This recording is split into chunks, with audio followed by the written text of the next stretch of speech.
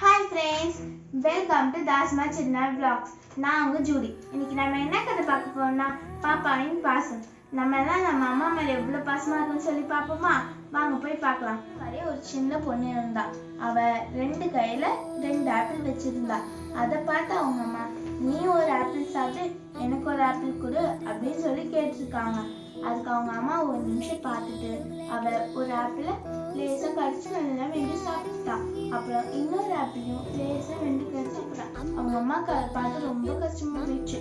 நம்ம பாப்பா நம்ம கேட்டு தரவே இல்லையே அப்படின்னு சொல்லி மனமும் வருத்தமா போச்சு, சந்தோஷம் எல்லாம் போச்சு. அதுக்கு அவங்க இந்த பாப்பா சொன்னாங்க, நான் எதுக்கு ஃபர்ஸ்ட் சாப்பிட்டேன், எது இனிப்பா இருக்கோ அது உங்களுக்கு கொடுக்கலான்னு தான் சாப்பிட்டேன் அப்படின்னு சொல்லி, இதான் இனிப்பா இருக்கு, இதை நீங்க சாப்பிடுங்க அப்படின்னு சொல்லி அதை கொடுத்துட்டேன் அந்த பாப்பா. அவங்க அம்மாவுக்கு அவ்வளோ சந்தோஷம். நம்ம பொண்ணு இவ்வளோ பாசமா இருக்காது நம்ம மேல சொல்லி அவ்வளோ சந்தோஷம். நம்ம இந்த கதையில என்ன கத்துக்கிட்டோம்?